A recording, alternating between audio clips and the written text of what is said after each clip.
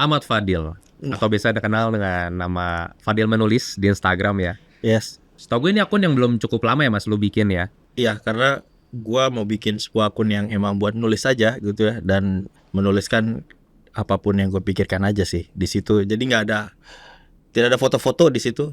Jadi cuman murni penulisan aja biar ingat. Betul, penulisan dan ada ilustrasi gambarnya. Ilustrasi gambar. Kebetulan dimudahkan sekarang. Dengan bantuan notebook LM. Itu dia. Nah, tentu kan kita ngobrol udah sering ya Mas ya. Yes. Terutama dengan tesis yang cukup mirip di Cukup antara mirip, kita berdua, yaitu Danantara Play. Nah, tentu banyak investor, terutama investor retail, mungkin sedikit kesulitan untuk mengikuti story-story dari Danantara ini karena minimnya informasi dan juga memang pergerakan Danantara, kalau aku bisa bilang di sosial media itu tiba-tiba gitu ya. Jadi langsung bek gitu.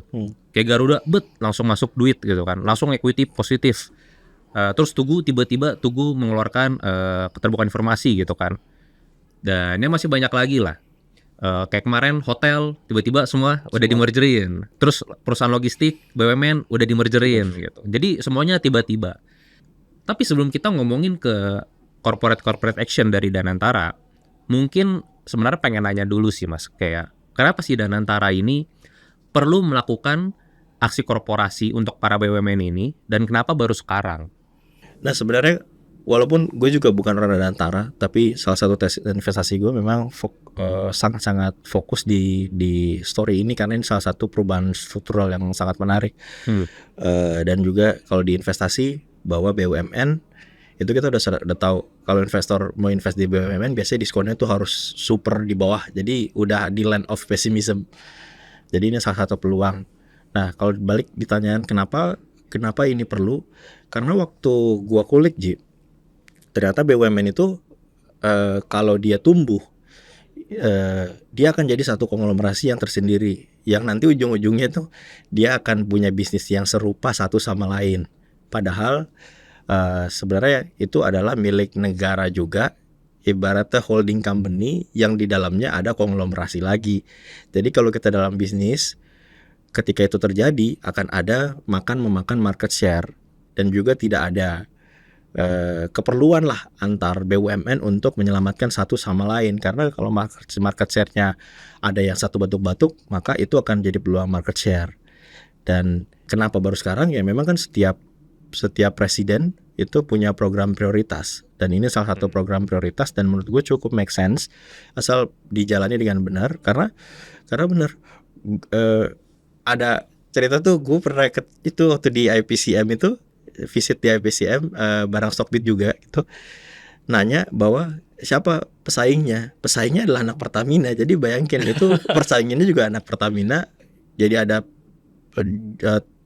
pemain lainnya. Tapi ini menjadi bahaya kalau misalnya amit-amit IPCM-nya batuk-batuk, itu akan menjadi peluang buat anak usaha Pertamina.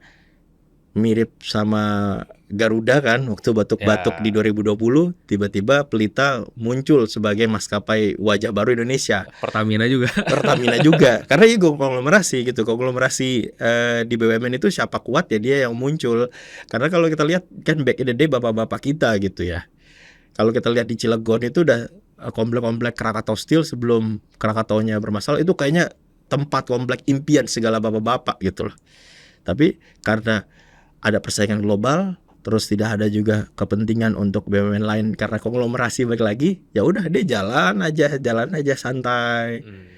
Jadi tidak ada kepentingan. Makanya gue bilang dari perspektif gue pribadi sebagai orang yang memperhatikan ini sebagai tesis investasi, bahwa itu memang perlu dilakukan supaya minimal ada kesamaan lah.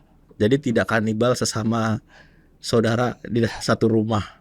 Soalnya mungkin problemnya kan bukan karena competitiveness-nya, tapi masalahnya ini sama-sama BUMN.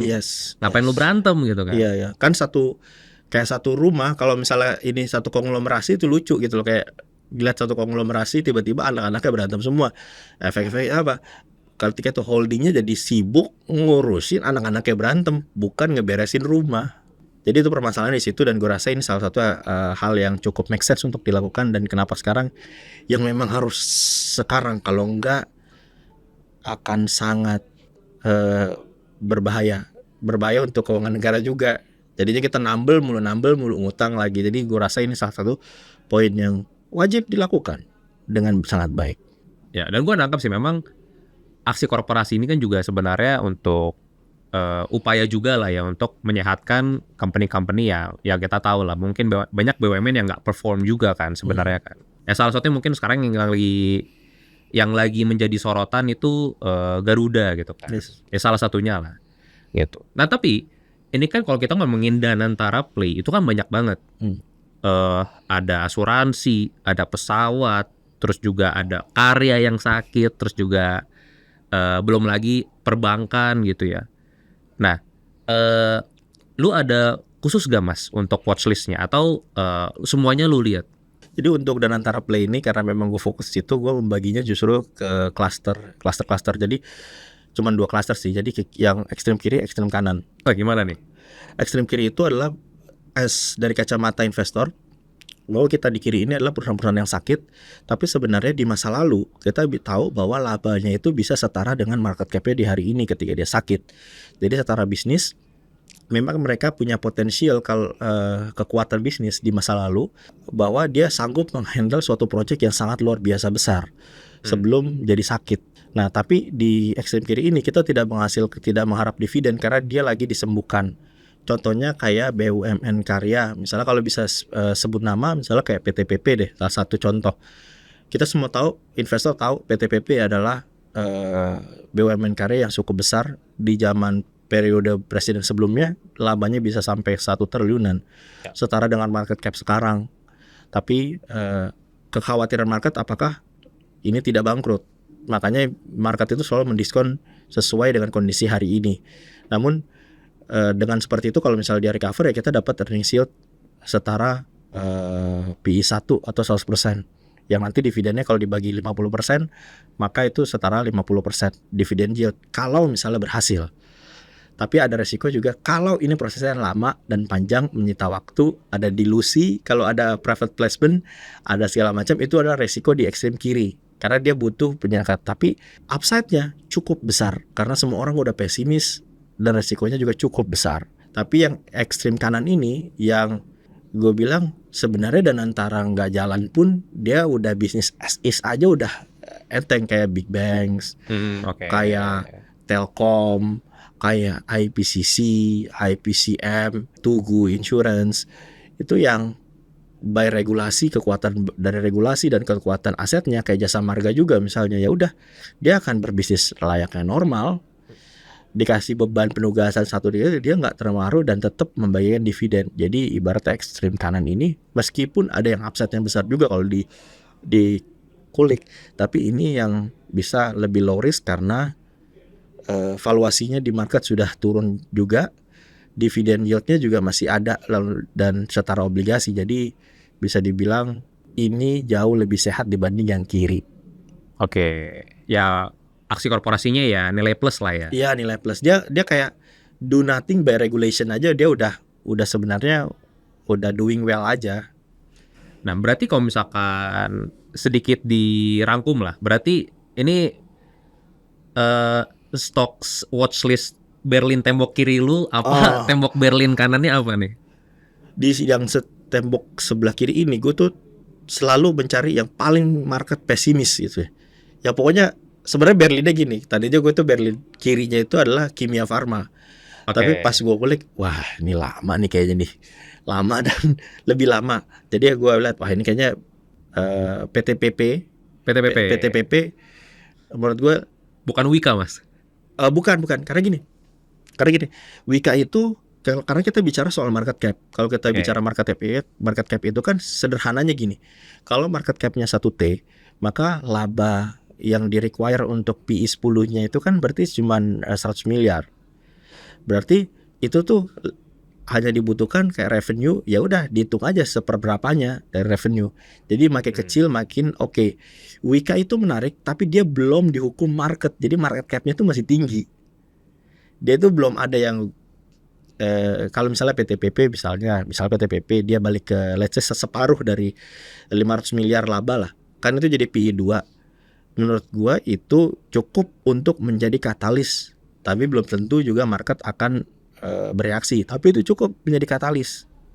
Sedangkan kalau Wika itu belum dihukum aja sama market cap-nya belum terlalu kecil. Kurang menarik lah ya. Ya. Lebih menarik PTPP. Sorry, berarti tadi tembok kiri selain PTPP Sebenarnya KF, tapi cuman ya, ini ya memang itu juga cukup menarik KF, cuman memang PR-nya jauh lebih banyak. Karena Oke. kalau di BUMN Karya kan kita tahu permasalahannya adalah di aset tol dan di aset propertinya yang banyak liability-nya. Dan hotel-hotelnya juga banyak. Kemarin hotel-hotelnya udah oke, separuh bebannya udah keluar ke Injourney, tinggal menunggu properti dan tolnya ini. Tol-tolnya ini yang kalau dikeluarin ya lumayan, ekuitasnya memang menurun, tapi lebih sehat secara neraca itu lebih baik. Nah, kalau misalkan yang tadi tembok kanannya apa nih, Mas? Tembok kanan, gue tertarik sekali dengan yang memang Tugu. Oke. Gue tertarik sama Tugu. Juga tertarik sebenarnya dengan tembok kanan ini yang besar-besar kayak misalnya Telkom. Oh, Telkom. Kenapa? Karena Telkom itu kalau dimulai dari Telkom dulu gampang ya. Telkom itu kan punya anak-anak usaha yang juga dengar-dengar mau di spin off juga. Ya, termasuk Telkomsel juga kan? Termasuk yang gedung-gedungnya lah. Gedung-gedungnya itu kan di tengah-tengah Jakarta. Valuasinya juga wah itu udah pasti udah gede tuh valuasinya. Jadi bisa ada another katalis. Terus juga dengan data center play juga bisa kena irisannya. Karena mereka salah satu yang punya integrasi infrastruktur paling besar lah di Indonesia. Jadi bisa bermain di area situ. Nah kalau Tugu Insurance sebenarnya memang tertarik karena regulasi modal minimum ya. Modal minimum, dan waktu itu gue ngeliat mana mau swasembada energi. Swasembada energi itu kan jumlah pertanggungan asuransinya pasti gede banget. Jadi gue rasa Tugu bisa mengambil salah satu peluang itu.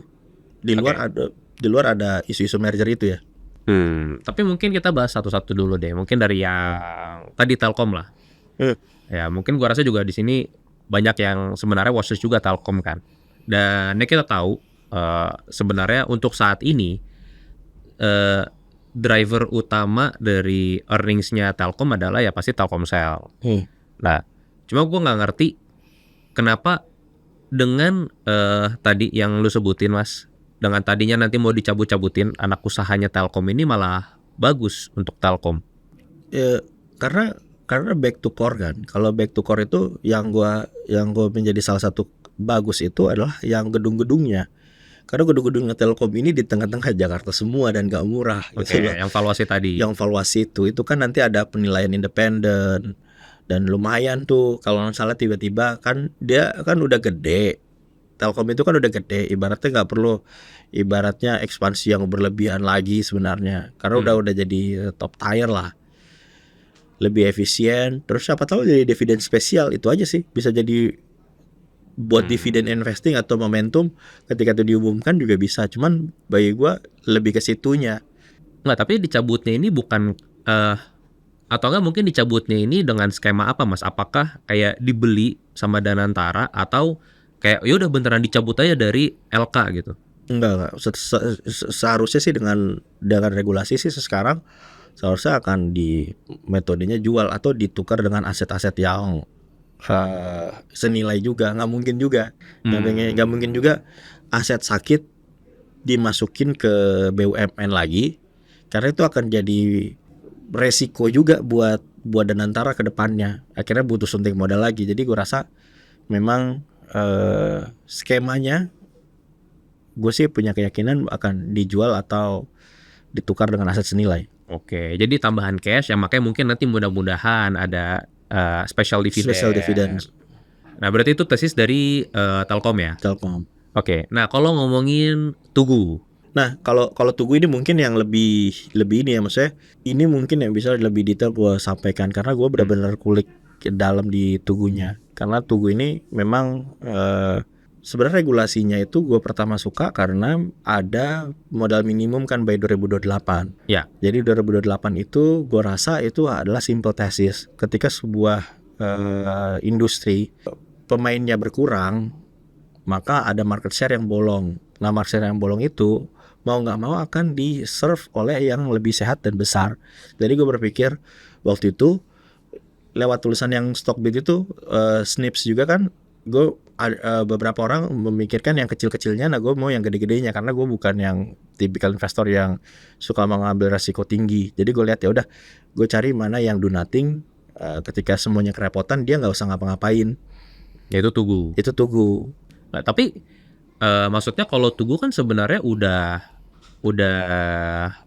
mencapai anyway kan untuk RKAB-nya kan.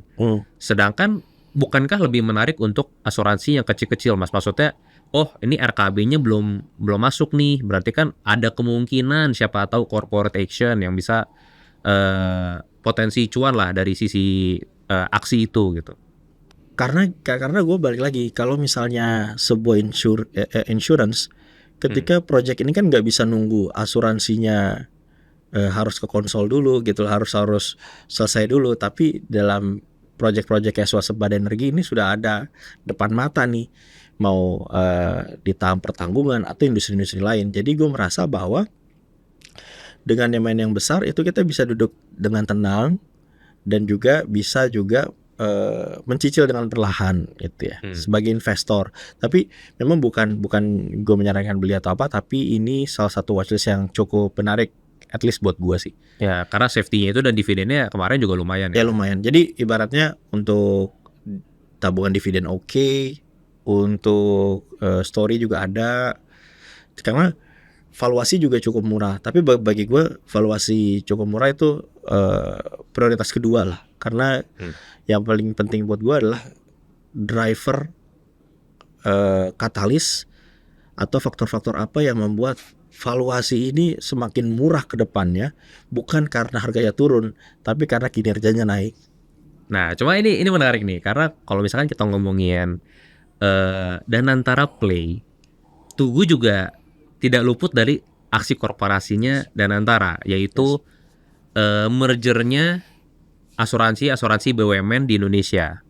Nah, yang gue dengar skemanya itu nanti ada 3, dan salah satunya Tugu akan menjadi salah satu yang puncaknya juga lah dari ketiga itu. Tapi secara rumor, ya gue belum tahu lah, gue belum lihat laporan keuangan untuk BUMN asuransi yang lain. Tapi rata-rata pada bilang nggak perform di saat Tugu lagi sehat-sehatnya. Walaupun mungkin nanti ada potensi market share yang tadi lu bilang dari swasembada pangan, ataupun mungkin dari asuransi kecil yang akhirnya mau nggak mau mungkin tutup gitu ya dengan regulasi ini, dan akhirnya ada market share baru. Tapi kan kalau digabungin sama company-company yang sakit, itu kan akan menyakiti dari sisi equity dan juga net profit, yang mungkin dividennya juga potensinya jadi jelek atau mungkin bisa jadi nggak ada malah.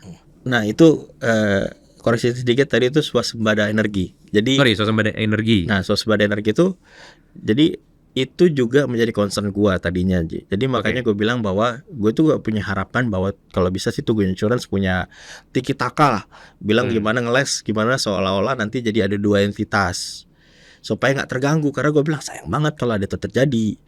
Jadi gue menunggu itu, gue juga kayak wah ini mau jadi apa enggak ya, kalau bisa sih jangan dilebur, biar IFG itu sendiri, Tugu sendiri, maunya begitu. Tetapi ternyata keluar Undang-Undang Nomor 4 yang baru, yang kemarin orang fokusnya ke 50A tuh. Iya betul. Ya gue nggak salah sih, karena itu ya memang paling bombastis lah. Gong banget ya. Paling gong. Tapi ternyata sebagai investor kita kan harus melihat, kita tidak bisa mengendalikan apa yang tidak bisa kita kendalikan, kayak regulasi segala macam. Ketika setiap kali regulasi itu gue meyakini setiap regulasi ini pasti akan ada peluang. Maka waktu Undang-Undang Nomor 4 itu keluar, gue bukan Hotman Paris sih, gue juga bingung, pusing gitu ya. Tapi gue download langsung Ctrl F aja. Asuransi, Ctrl F, banks. Jadi gue mau baca yang butuhkan lah. Gue yang butuhkan dalam tes investasi. Kebetulan ini ada asuransi, gue F. Nah di situ ada pasal-pasal yang lumayan menarik yang membuat gue senyum. Kayaknya nggak apa-apa deh Tugu kalau digabungin sama yang sakit. Maksudnya gimana nih? Karena gue belum baca jujur untuk pasal-pasal yang asuransi ya. Jadi sebenarnya pasal-pasal asuransi itu nanti by Januari ya. Koreksi kalau salah, nanti teman-teman di rumah kalau dengar silakan koreksi kalau salah. Itu di situ dituliskan by Januari nanti LPS akan menanggung polis asuransi satu. Jadi nanti insurance by Januari 2008 itu akan setoran kayak ya kayak bank sekarang lah untuk LPS. Kalau misalnya ada yang sakit nanti itu kan belum ada hubungan. Kok ada hubungan, kenapa yang sakit lebih menarik? Karena di undang-undang itu ada juga peraturan namanya asuransi dalam resolusi. Intinya asuransi dalam resolusi ini adalah asuransi yang lagi sakit lah. Ketika sudah masuk asuransi dalam resolusi ini, LPS itu punya hak mutlak untuk menentukan nasibnya dia. Hak mutlaknya adalah dia bisa memilih aset mana yang akan dipindahkan dalam asuransi bentukan sementara sebelum dioper ke asuransi yang lebih sehat. Dengan begini kan, dengan kasus kenapa gue bilang ini baik, dengan kasus ini asuransi yang bermasalah karena di masa lalu terjebak goreng-goreng saham, itu polisnya bisa diselamatkan ke yang lebih sehat. Dan ini kan wah, kalau misalnya preminya udah dipakai buat aset yang gak beres gimana, kan jomplang nih antara liabilitas dan asetnya. Nah di situ juga ada undang-undang mengatakan bahwa kalau nanti aset dan liabilitasnya itu jomplang nilainya kurang, LPS itu akan membayar dari iuran tadi selisihnya. Jadi insurance menerima akan menemukan cash yang setara. Jadi dia bisa jadi ibaratnya antara sisi liabilitas dan asetnya bisa diselamatkan dua-dua. Dan yang paling enak adalah pemilihan ini bisa dipilih oleh langsung LPS. Jadi nggak semuanya masuk. Jadi misalnya, waduh, ini ada asuransi sakit, isinya Ferrari owner semua. Ferrarinya dijual-jual dulu. Ferrari jual dulu jadi cash. Jadi nggak mesti, wah ini ada rumah owner yang masih sengketa segala macam. Ada saham yang sangkut segala macam di sini. Itu udah bisa di take out, yang dihitung yang mana yang bisa langsung pindah, dijual.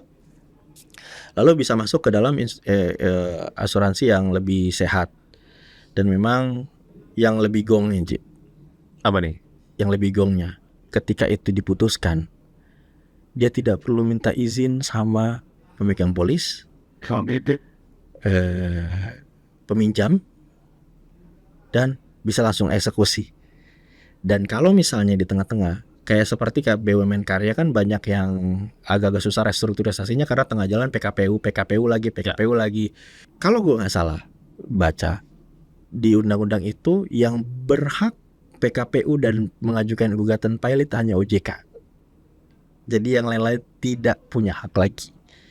Dengan ini adalah Tugu Insurance bisa dibilang kalau disatukan, kalau misalnya LPS-nya berjalan sesuai dengan undang-undang ini, maka asetnya jauh lebih sehat karena ada tadi selisih itu satu. Tapi ini tidak menutup kemungkinan untuk BUMN aja sebenarnya.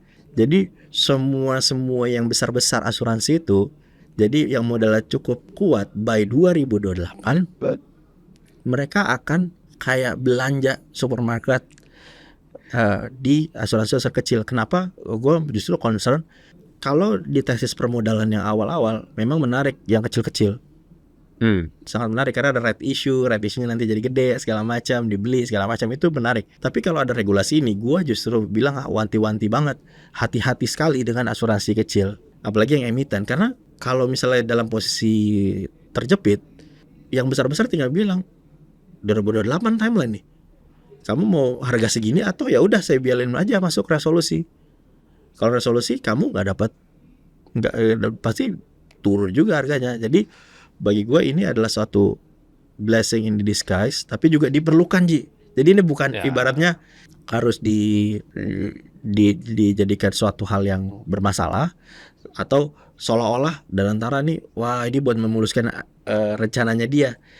Karena the bigger picture-nya gini, kalau misalnya tidak dilakukan seperti itu, modal asuransi Indonesia itu kecil-kecil. Efeknya modal asuransi Indonesia kecil-kecil, akhirnya dia akan reasuransi keluar negeri lagi. Ketika swasembada energi ini digalangkan, Toto ini di modal asuransi nggak kuat gara-gara regulasi ini, ujung-ujungnya reasuransi keluar, capital outflow lagi, rupiah melemah lagi. Jadi gue rasa ini memang regulasi yang harus dilakukan untuk ya gue sih melihat ini harus dilakukan untuk supaya ekonominya juga lebih bagus juga. Ya memang secara regulasi kan sebenarnya ini untuk melindungi kesehatan bisnis asuransi lah secara di Indonesia kan. Kalau dari Mas Fadilon cerita. Cuma yang mungkin masih gue kurang paham adalah, nih let's say nih, kalau kita ngomongin dari sisi Tugu dulu ya Mas ya. Tugu, kan pasti rencana merger ini dari DAM kan, dari Danantara Asset Management. Siapa-siapa aja yang mau dimasukin. Berarti dengan ada regulasi sekarang, DAM pun harus kasih ke LPS dulu dong. Dia harus ngecekin dulu nih anak-anaknya gimana nih, pada sehat apa enggak. Dan kalau nggak sehat, si LPS ini boleh untuk yang BUMN tadi ya, asuransi BUMN yang nggak sehat, dimasukin resolusi, jadi nggak masuk ke Tugu. Yes. Which means jadinya juga Tugu jadi lebih sehat gitu ya. Yes, ya. Jadi ya ibaratnya walaupun tadi ini tercetus karena kita mention Tugu, tapi ini juga gue rasa beberapa teman-teman di investor juga ada yang memang tidak nyaman gitu ya, tidak nyaman dengan baik dari likuiditas segala macam. Tapi banyak opsi-opsi yang gue rasa ini juga buat yang swasta juga akan lebih enak gitu ya untuk menunggu 2028 ini untuk regulasi ultimate-nya itu yang semuanya wajib setoran modal. Lu bayangin Ji, asuransi yang kecil itu tuh benar-benar kayak kejepit banget sekarang. Udah disuruh modal minimum, nambah capital lagi, terus udah gitu nanti ada setoran lagi. Oh ya benar, yang iuran tadi ke LPS ya. Ke LPS. Jadi ibaratnya memang ya udahlah, yang kecil-kecil memang mau tidak mau akan gone. Memang nggak bisa, maksudnya ya bayar regulasi. Walaupun nanti tiba-tiba ada asosiasi dari yang kecil-kecil menggugat undang-undang ini, itu another story. Tapi gue rasa dengan ada ini ya outlooknya kan seperti itu sih. Nah berarti ya untuk yang tadinya mau tesis kayak, oh ini emiten asuransi kecil ini pasti nanti ada corporate action nih, diakuisisi dengan premium atau red issue jumbo gitu ya. Siap-siap mungkin nggak bisa. Tapi selama di belakangnya ada grup yang cukup besar, gua rasa grup besar ini kalau bisa suntik modal gede-gedean deh ke yang kecil kalau punya anak usaha yang kecil ini, karena quote on quote itu ada makan besar di 2028. Kalau modalnya bayangin Ji, ini kesempatan sebuah konglomerasi misalnya, sebuah asuransi yang besar, bahwa mirip ketika 2000 awal BPPN, Badan Penyelamatan Perbankan Nasional. Jadi dikumpulin semua sakit. Jadi ada menu-menunya nih. Ada bank-bank mana yang mau dijadiin mandiri, mana yang mau dijadikan BCA. Siapa tahu kan ada asuransi swasta atau BUMN yang bisa menjadi the next mandiri atau the next BCA dengan regulasi ini. Karena gue rasa ini mirip. Ada urgensi penyelamatan, ada konglomerasi juga yang punya capital. Kurang lebih seperti itu. Oke, mungkin dari sisi Tugu kurang lebih kita udah nangkep lah. Intinya adalah dengan regulasi baru ini, ya kekhawatiran orang yang tadinya, oh nih equity-nya bisa kegerus nih, atau mungkin secara profit bisa kegerus, ya belum tentu juga ya, karena tadi ada perlindungan dari LPS itu. Ya, kalau ibaratnya yang poin terbesar adalah ada selisih. Kalau ada selisih dari aset yang masuk. Tapi balik lagi, semoga dijalankan sesuai undang-undangnya. Itu harapan kita. Kita kan cuma bisa mengontrol itu. Oh, undang-undangnya begini ya. Semoga dilakukan sesuai undang-undangnya di waktu sesingkat-singkatnya. Kalau enggak, udahlah. Ya sudah. Kan niatnya baik. Yang penting semoga eksekusinya juga baik. Oke, tadi Telkom kita udah dapat dari sisi divestasi ya, dari sisi divestasi. Tugu dari sisi tadi regulasi dan juga potential market growth, dan juga corporate action yang mungkin lebih aman dibandingkan dari story yang sebelumnya. Yes. Dan tadi ada mention juga yaitu PTPP. Yes. Nah, ini emiten karya ini seharusnya ya, dan dari yang sisi gue dengar adalah mau dari siapapun, semua orang takut menyentuh emiten karya. Oh, jelas. Jujur aja. Jelas. Karena itu yang paling sakit, itu yang kelihatan paling PR untuk Danantara. Yes. Dan ya you name it lah, mau emiten siapapun, Waskita, Wika, Yes. PTPP, Adikarya, ADCP. Wah, gua nggak tahu ya. Mungkin pakai cash Danantara sekarang pun butuh tuh cukup untuk Yes. nyelamatin. Jelas. Jadi gua nggak ngerti kenapa lu melihat PTPP ini sebagai salah satu potensial. Balik lagi Ji, itu kan sebuah ekstrim kiri ya. Jadi gue merasa gue ekstrim kiri itu gue mengamini sebuah pasal itu. Gue juga tahu ini, wah gila men. Ini tuh PR-nya banyak banget, capitalnya banyak. Belum lagi bahwa di kelas grassroots-nya ada aktif ya, ada aktif. Sekarang tuh vendor-vendor udah nggak ada takutnya sama BUMN karya. Pokoknya di PKPU terus. Jadi itu memang gue mengamini itu, tetapi sebagai investor kan kita melihat peluang, mencari masalahnya di mana. Dan kebetulan waktu gue kulik ini sebenarnya masalahnya terbesar dari BUMN karya ini adalah ketika di penugasan yang sebelumnya dia disuruh memegang aset-aset yang memang jumbo dengan hutang yang jumbo juga, seperti tol, seperti properti kan pasti high leverage. Di situ jadi gue merasa bahwa dengan hotel-hotel juga nih. Nah kemarin hotel-hotel sudah pindah ke Injourney semua. Ya. Jadi ibarat salah satu bebannya itu sudah pindah. Nah gue tuh lagi menunggu apakah ada tuh fund, semacam fund yang dibentuk Danantara atau semacam regulasi yang akan keluar untuk menyelamatkan properti ini. Karena properti ini jumlahnya luar biasa besar. Properti ini tuh kalau gue kan suka naik LRT gitu ya, dari Bekasi, LRT Bekasi Line gitu ya. Kita kan lihat di Jati Bening itu banyak banget kayak kerangka-kerangka yang nggak jadi. Terus apartemennya juga kelihatannya udah jadi, tapi banyak juga yang jadi sarang burung walet gitu loh. Kosong gede gitu kan. Nah jadi gue rasa itu penyelamatannya memang PR. Tetapi itu sebenarnya kalau bisa di spin off, karena kan Danantara bilang back to core. Kalau bisa di spin off apapun caranya, maka liabilitasnya secara konsolidasi juga akan keluar dan membuat neracanya lebih sehat tanpa harus ada aneh-aneh. Karena waktu gue cek itu banyak utangnya itu di entitas anak tapi terkonsolidasi kan, karena kepemilikannya masih mayoritas. Nah ketika itu dicabut dengan market cap 1T untuk ngejar PI 5, itu kan berarti cuman butuh 200 miliar.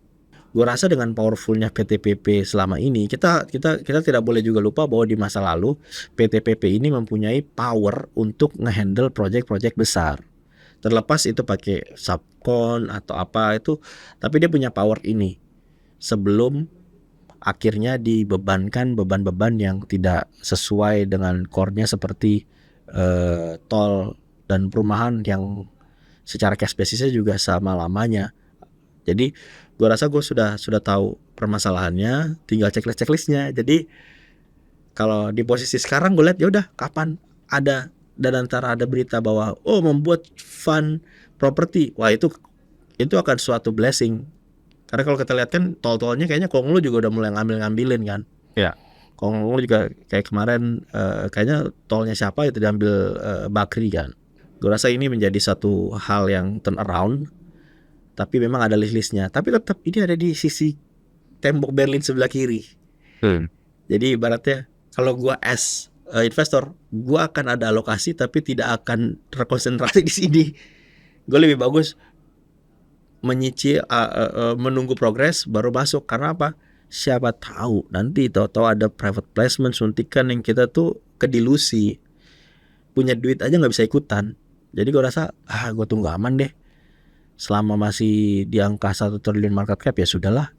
Oke, tapi kalau gini, yang gue ikutin kebanyakan kan memang kalau perusahaan konstruksi, terutama BUMN itu kan ya kita harus akui banyaknya proyek-proyek yang sebelumnya itu masif tapi memakai utang utamanya kan banyak kan. Dan akhirnya sekarang mandet juga buat bayar, makanya di PKPU-in terus gitu kan, ditutup terus.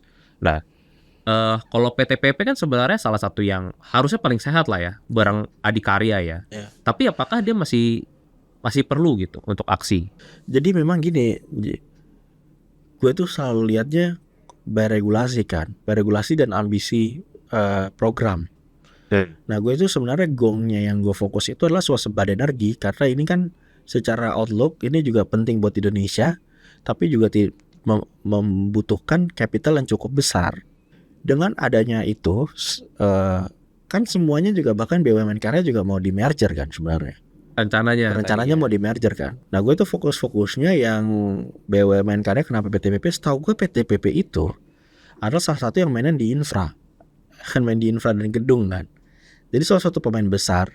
Siapa tahu kalau udah sehat ketiban proyek-proyek energi ini ya cukup oke kena tibannya kan. Masa laba 400 miliar aja nggak dapet kan.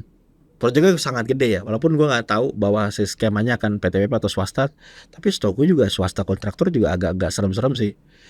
Rata-rata gue nanya-nanya sama teman-teman yang invest di sana, mereka nanya swasta juga kalau nerima proyek pemerintah juga agak serem-serem karena marginnya lumayan tipis. Ya, dan biasanya cash flow yang paling masalah. Cash flow ya cash flow. Jadi gue rasa ya high risk bet, tapi ada checklistnya lah. Jadi kita nggak kayak wah oke, ini nyemplung aja upset, enggak. Upsetnya tinggi. Ingat, ini PR-nya banyak berarti ada proses lama, dan ini juga nggak ada dividennya juga. Seharusnya nggak ada dividen, ngapain bagi dividen dulu, yang penting sehat dulu gitu. Ya potensi growth, tapi yang penting turnaround dulu lah dari ya ada sisi checklist ya. Pokoknya kapan aja tuh, pokoknya kita tahu kan kalau turnaround itu dari buku-buku yang gue baca dan senior yang gue tanya, turnaround itu ya udah ada checklistnya kenapa dia sakit. Kalau kita turnaround belum tahu sakitnya kenapa, terus kita main bilang turnaround nih, bentar dulu, jangan sampai bisnisnya udah nggak kepake. Takutnya kita menunggu turnaround yang susah, atau turnaround asetnya bagus tapi di ujung anta berantah yang udah aksesnya tuh nggak dijamah pemerintah gitu loh. Itu kan jadi susah lagi. Karena Indian sebenarnya kalau Danantara Play itu kan balik lagi ke kebijakan sebenarnya. Yes. Kebijakannya mau ngarahnya kemana gitu. Dan ini dan gue tambahin sedikit ya. Gue rasa Danantara adalah suatu story yang sangat dihindari oleh investor. Betul. Iya, jadi gue rasa gue selalu berpikir kebalikan dengan data gitu ya. Ya udah kalau dihindari, masa sih nggak ada peluang sama sekali. Biasanya kan peluang besar itu ada di saat sebuah market, banyakkan market itu mengatakan bahwa ini bukan peluang yang baik. Meskipun bisa juga mereka benar, tapi masa sih nggak ada, dalam kalang kabut itu masa nggak ada peluang. Gue merasa ya cukup lah. Kayak ngeliat tumpukan yang dibuang orang, siapa tahu ada berlian di dalamnya, siapa tahu. Oke, tapi mungkin kalau gitu gue sedikit nambah pertanyaannya nih. Kalau corporate action Danantara dibandingkan dengan corporate action saham konglomerasi, apakah lu tetap lebih condong ke corporate action Danantara, atau ya akhirnya karena konglomerasi mungkin lebih menarik atau lebih pasti gitu ya dengan skema-skemanya mereka, ya akhirnya ini jadi nggak menarik? Permasalahan itu adalah kebanyakan story yang konglomerasi itu dieksekusi di valuasi yang sangat mahal. Nah gue tahu bahwa ada orang bilang kan bisa lebih mahal lagi. Iya, tapi untuk posisi gue sekarang sebagai investor yang sangat konservatif, gue rasa gue tidak perlu return yang sefantastis itu. Gue cukup yang penting tidak tersapu habis. Karena kan kalau misalnya ada hiccup dari makronya kayak terjadi saat ini, tentunya yang konglomerasi itu akan langsung dihantam lebih kenceng dulu. Jangan mengharapkan bahwa konglomerasi aksi corporation yang kuat di narasi tapi sulit tercapai di valuasi karena harganya tinggi itu akan sustain. Buktinya yang terkonsentrasi aja, high concentration aja jeblos. Artinya bahkan ibarat kata ya, nomininya pun panik gitu loh. Nomininya kan panik, kan kita bisa lihat HSC banyak tapi tetap aja turunnya kencang juga. Karena di market nggak ada, kalau misalnya ada batuk-batuk, masing-masing menyelamatkan dirinya sendiri, dan valuasi itulah sebagai bantalannya. Nah, gue kebetulan memang justru menarik di konglomerasi, cuman sayangnya valuasinya nggak semurah BUMN dan nggak sepesimis BUMN aja sih. Gue suka sesuatu hal yang pesimis dulu gitu. Kontrarian lah ya. Contrarian in a way, tapi harus ada alasan kenapa ini dihindari. Oke, lu harus paham kenapa ini dihindari Yes. dan apakah Harus mengamini dulu loh. Jadi kayak kita ketemu orang tuh kita tahu dia ini orangnya kayak ibaratnya gini, wah, kayak kalau di bola tuh kayak Ousmane Dembele gitu ya. Wah, ini di Barca nih dia cedera mulu. Tapi pas di PSG bagus. pas di PSG bagus. Nah ini PSG tuh kayak gitu tuh, kita tahu, wah ini cedera dibuang-buang, ternyata wah diakalin, di treatment bagus segala macam. Ternyata dia bisa jadi brilian, menang Ballon d'Or, Champions League tanpa Mbappe. Jadi bagi gue ya seperti itulah. Ya, balik lagi ke holdingnya. Bahkan kalau holdingnya, gue suka sebenarnya konglomerasi juga gue suka. Beberapa kali kan beberapa tahun yang lalu gue suka juga konglomerasi, cuman memang sayangnya kurang murah aja. Kurang murah aja. Ya kalau untuk investor kan memang kalau secara finance ratio-nya ya Lumayan mahal banget lah. Ya lumayan. Terlalu mahal itu relatif, tapi dia terlalu heavy on realisasi dari story-nya.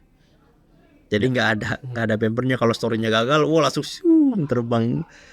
Tapi setelah kita ngobrol gini ya Mas, gue tuh realize sesuatu bahwa ternyata kita sebagai investor retail itu bisa menargetkan yang sedikit berbeda untuk emiten-emiten BUMN ini. Karena kalau yang gue baca tentang DAM, pasti kan tujuannya adalah selain menyehatkan, yang ujung-ujungnya nanti bisa memberikan dividen untuk negara kan. Yang berarti kan maksudnya very long term view gitu kan. Yes. Sedangkan ternyata kalau dari lu, Telkom story-nya bisa ini, terus PTPP story-nya ini, terus untuk tadi Tugu, jadi ada karakteristik masing-masing gitu menjadi potensi kan. Tapi tadi ada satu yang belum lu mention Mas. Apa tuh? Jadi kita kan ngobrol lama sebenarnya dari sisi Garuda. Yes, Garuda.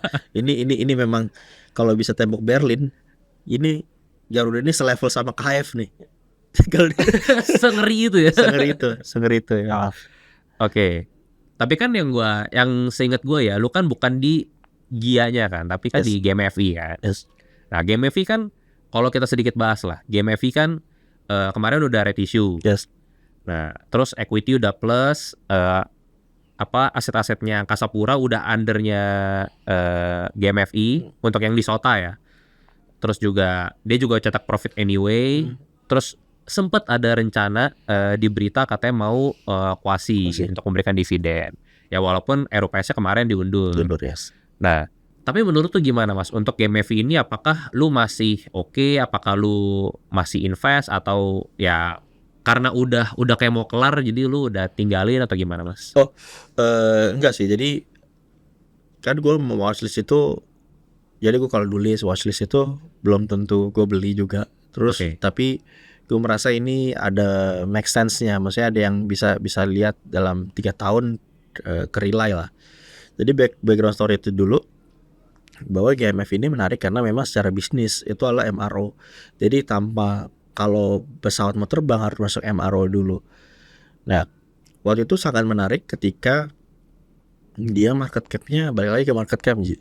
Waktu itu dia sangat menarik. Yang gue waktu pertama kali beli itu ketika market cap-nya di 2,9 sampai 3T. Kenapa itu menarik? Karena biasanya dia itu labanya dalam performa normal itu bisa sampai 300 miliar. Jadi kalau belinya 200 itu PI 7 oke lah. Untuk bisnis yang mandatori itu sangat bagus. Jadi mau nggak mau tuh kalau mandatori. Nah, menjadi salah satu blessing sekaligus jadi tantangan ketika aset Angkasa Pura masuk, ekuitasi jadi positif kan. Ekuitasi positif, FCA-nya keluar. Untungnya dia udah keluar, kalau nggak disuspend kayak FCA belakangan ini kan disuspend semua kan. Ya. Nah, dia berhasil keluar situ itu in a way good way, tapi memang dari angkanya ketemu 50, harga dasarnya 50, terus juga di 50 market cap-nya sekitar 6T. Kalau 6T itu kan gampangnya kayak tadi, gue selalu pikir gampang ya, PI 10-nya berarti kan butuh 600 miliar, rekor sebelumnya 500 miliar. Dengan reaktivasi Garuda, kalau misalnya dia kembali performanya bagus, maka kan otomatis reaktivasi masuk bengkel dulu. Nah ini akan jadi kalau Garudanya, kenapa gue bilang GMFV-nya lebih menarik? Karena kalau Garudanya turn around, itu akan jadi limpahan rezeki buat GMF. Terlebih lagi memang ada gue suka banget bermain regulasi. Jadi ada regulasi dari Kemenhan, waktu itu Pak Prabowo masih Kemenhan, bahwa kalau misalnya Kemenhan masih bisa diatasi dengan MRO lokal, ya udah lokal dulu sampai dia kapasitas nggak bisa baru luar. Jadi itu good play regulation. Tapi memang andalan mereka sekarang harus ibaratnya harus bisa lebih growth lagi. Walaupun ya memang kan dia dagangnya in dollar ya, seharusnya memang ada growth dari sisi kurs. Ya. Juga gue dengar memang beberapa emiten di luar di US gitu ya sudah menaikkan harganya. Jadi itu kan tinggal tunggu waktu, tinggal menaikkan harga sampai GMF pun menaikkan harganya juga. Jadi ada story yang menarik di situ. Tapi again, memang waktu tunggunya harus lebih sabar lagi, sangat sabar. Karena memang apalagi di kondisi seperti ini ya. Betul, pesawat kan lagi pada batuk-batuk lah ya, apalagi harga aftur kemarin naiknya sampai 100% lebih kan. Ya lumayan, jadi memang jadi gini, gue selalu ada story, ada story, tapi kita juga harus realistis bahwa kondisi market kita harus berposisikan bahwa sebagai orang lain gitu, orang lain. Ya. Misalnya ketika gue sebagai investor strategis untuk memenuhi free float apapun emitennya, kita kan harus lihat strategisnya bahwa kamu mau dibayar berapa, pilihan market seperti apa sekarang. Sekarang Big Bang saja itu belasan persen. Gue nggak berasa bilang bahwa harus kita ke Big Bang, enggak. Itu akan jadi daya tawar, itu akan jadi senjata buat investor strategis yang memenuhi free float. Kalau dia nggak terafiliasi, dia bilang gini, kenapa saya mesti beli kamu kalau misalnya ini aja nggak ngapa-ngapain 13%. Salah satu banks yang bilang tapi kan bisa turun lagi. Ya bisa pasti, kalau argumennya bisa turun bisa. Tapi ini aset yang kalau turun ekonomiknya downturn. Betul. Jadi betul, bukan susah turun, tapi ini sangat akan diproteksi oleh negara. Ya, margin of safety-nya lebih gede lah ya. Yes. Gue berarti itu ya waktu itu kan memang bahkan tadinya gue punya BUMN karya pun ada anak usaha BUMN karya yang gue tadi invest, akhirnya gue switch karena ada yang valuasinya lebih menarik, story-nya lebih kelihatan tanpa menyebut nama ya. Gue ya udah nambah aja lah terus di situ. Soalnya dividennya juga oke. Gue ngerasa kayak gini, masa dividen tuh oke lah buat duit tunggu lumayan. Oke. Nah, tapi GMF ini berarti sebenarnya nggak lu hilangin dari watchlist lu kan? Nah, kan ini GMF gue bilang udah setengah jalan lah. Yes. Ya kan, tinggal nunggu itu tadi kuasi itu berjalan apa enggak. Tapi gue melihat salah satu problem juga dari sisi free float, dimana sekarang dia belum memenuhi aturan yang di tahun ini 7,5. Harusnya Agustus ya dia harus terakhir ya dia memenuhi free float ya. Dan juga di tahun depan nanti semuanya kan 12,5%. Yes. Ya, tapi ini kita masih menunggu lah dari keputusannya BI dan OJK gimana untuk memenuhinya gitu kan, exit policy-nya lah. Nah, itu menurut lo apakah ancaman lagi atau bisa jadi salah satu play atau bagaimana, Mas? Menurut gue itu salah satu peluang kalau kita bicara dengan fund-fund yang mengincar MRO. Karena gue kemarin tuh ngeliat, coba teman-teman kan sekarang bisa pakai AI lah, lihat data-datanya bahwa MRO di luar negeri itu memang multiples PE-nya itu tinggi-tinggi. Ada yang 18, ada yang 20, 25. Ya kita potong-potong currency risk dengan inflasi Indonesia dengan ketidakstabilannya pun, kalau misalnya bisa mencetak laba kembali 500 miliar kan PI-nya 11 di 50. Sebenarnya untuk mencari investor strategis itu cukup mudah kalau misalnya persaingannya antar MRO. Tapi memang akan sulit kalau misalnya investor strategis ini lebih broad investment yang semuanya, karena yaitu semua di Indonesia murah-murah. FMCG ada yang dividen 6%, gila. Kapan lagi?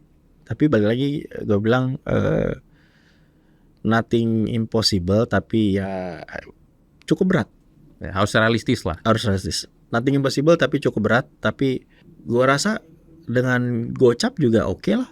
Maksudnya dengan gocap itu kan secara psikologis bawahnya udah Udah gak usah kemana-mana lagi. udah nggak bisa kemana-mana.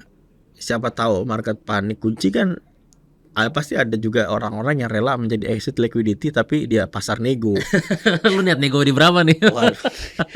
Ya tuh nggak, ya kapan PI 5 oke lah. Q5 tuh berapa? 30-an? Oh enggak, kan PI 5 tergantung nih. Apakah market cap yang turun atau kinerjanya yang naik? Ya kalau lu nego pasti market cap yang turun dong.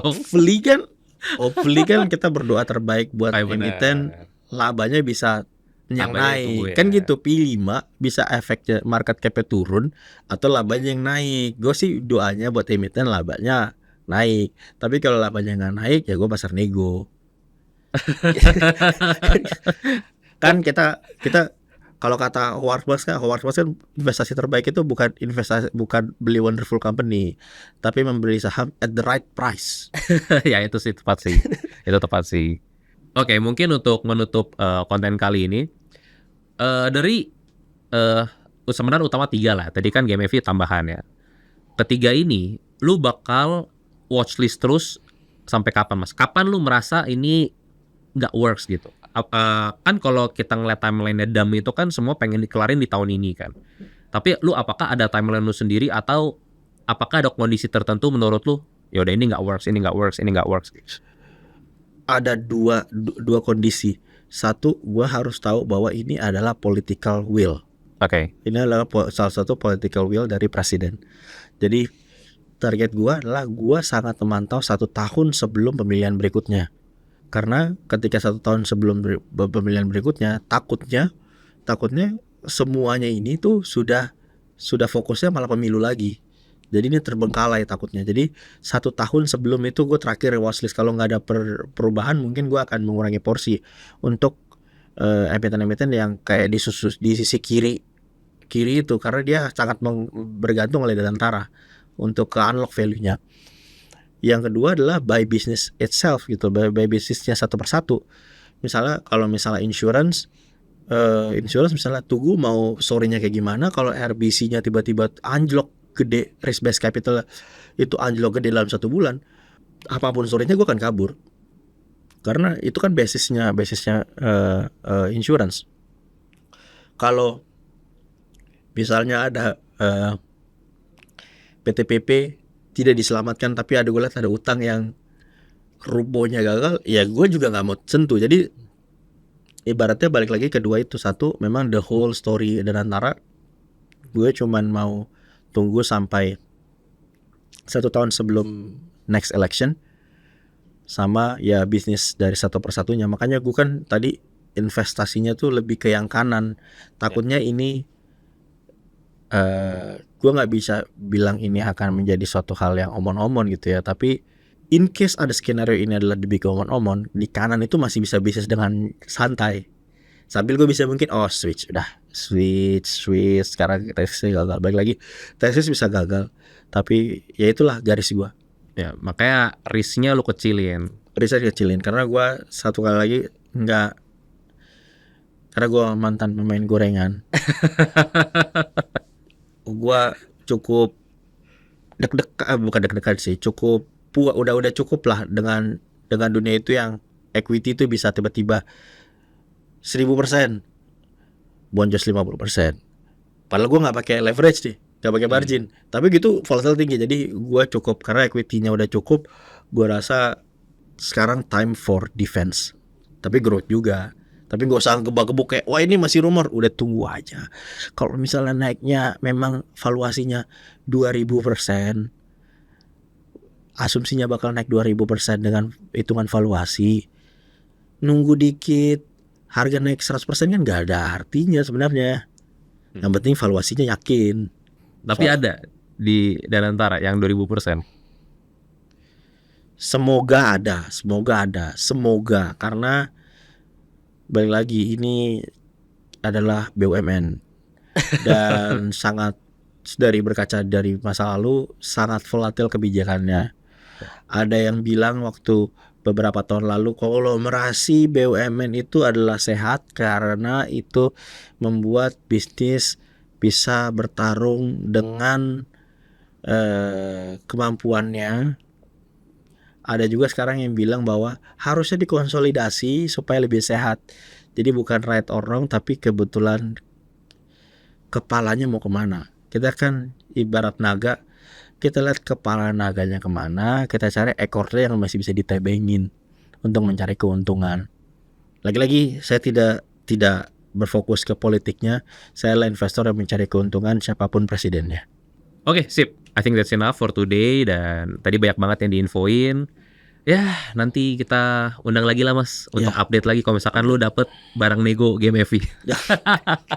Semoga gue direguler, kan enak kalau reguler. Betul, sama-sama happy. Sama-sama happy, Sama-sama labanya happy. naik. Gue selalu mendoakan karena dengan laba naik kan penerimaan pajaknya juga naik, Betul. PNBP-nya juga naik. Jadi semua happy. Tapi kalau dapat barang murah kasih tau gue lah Mas. Bagi-bagi. Murah-murah semua kok sekarang. Oh benar. Itu jawaban paling aman tuh. Oke sip kalau gitu. Thank you Mas Fadilon. Sampai ketemu lagi.